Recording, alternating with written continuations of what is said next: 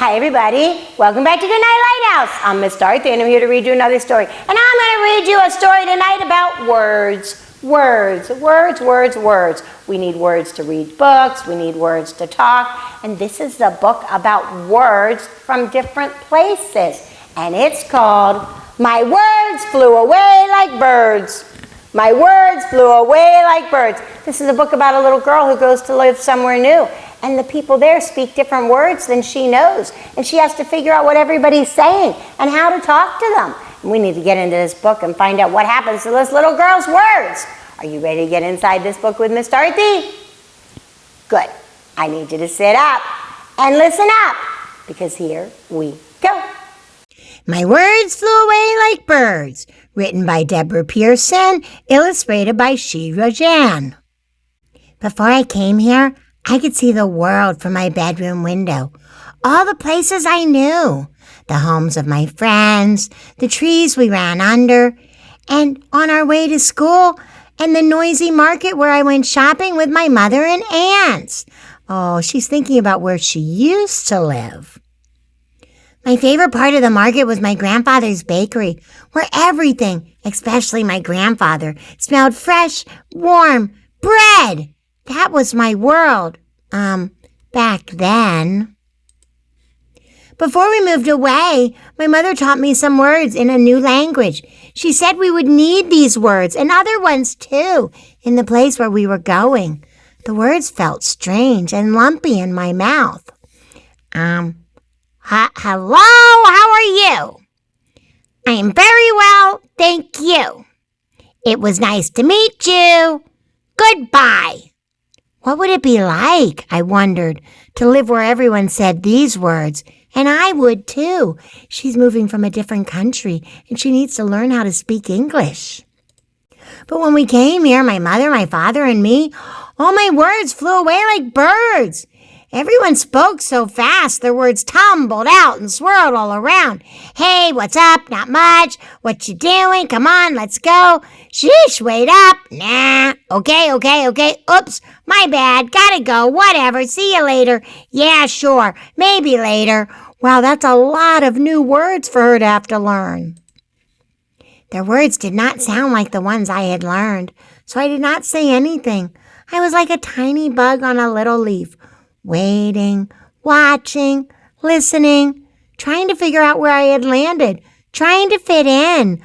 Oh, she feels different because she speaks differently than everybody around her. At school, I watched the teachers talk, scritch, scratch, the chalk, scritch, scratch, dance across the chalkboard, making words I did not know. I listened to sounds, crickle, crackle, mumble, jump from the box. Above the teacher's desk, a voice said things I did not understand. She's even having trouble understanding in school. Across the room, out the windows, I saw trees, sky, a park. But not my trees, not my sky, not my park, not the ones I knew. I wish my friends from back home were here. I would have shown them the snow falling down and the tiny dog in a coat and tiny dog boots playing outside. I had never seen a dog like that before. She is seeing such new and exciting things.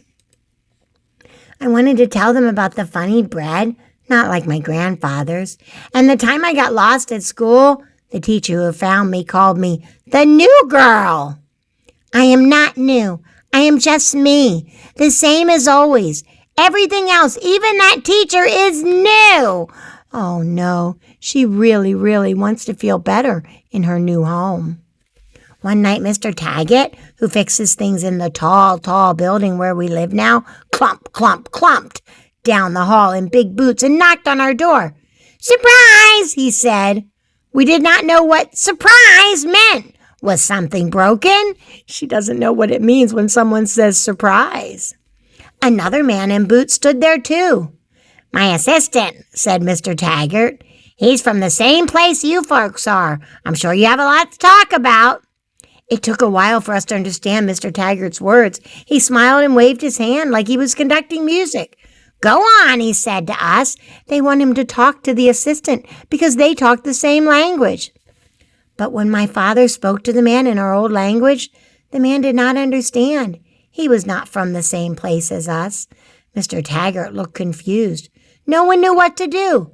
Finally, my mother smiled. She said to the man in our shiny new words, "It was nice to meet you." The man smiled back. "It was nice to meet you," he said. "Goodbye." Now they're all using their English words. He clumped away with Mr. Taggart, who still looked confused.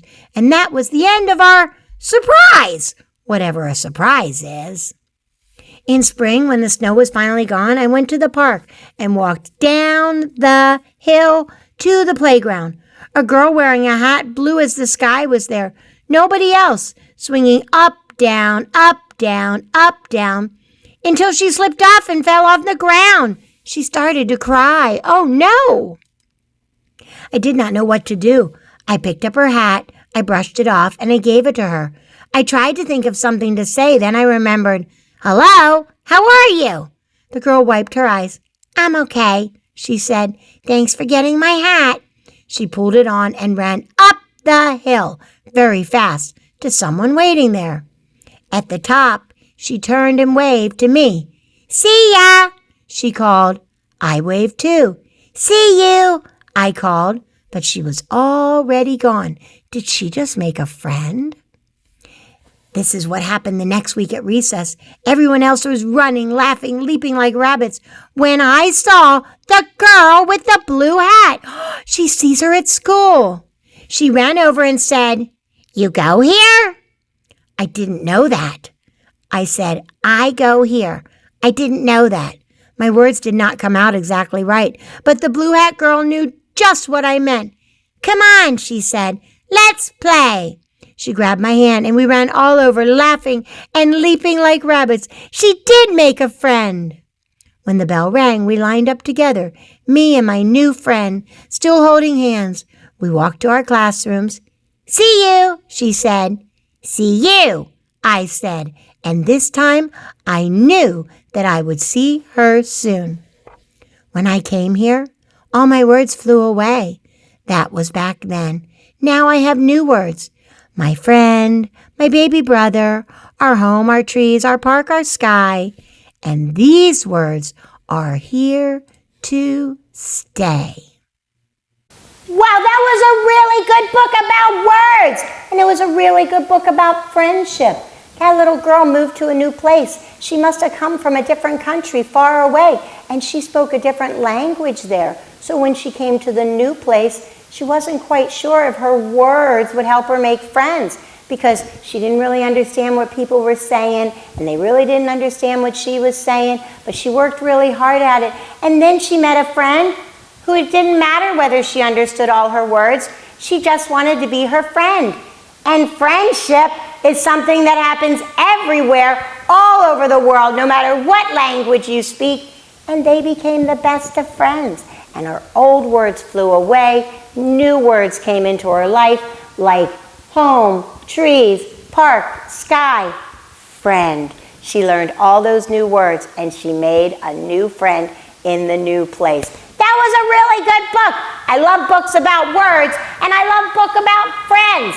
That was so much fun. I'm just so glad that the girl in the blue hat wanted to be her friend. And it didn't matter that she didn't quite understand every word. She knew how to play, and that's what they did together.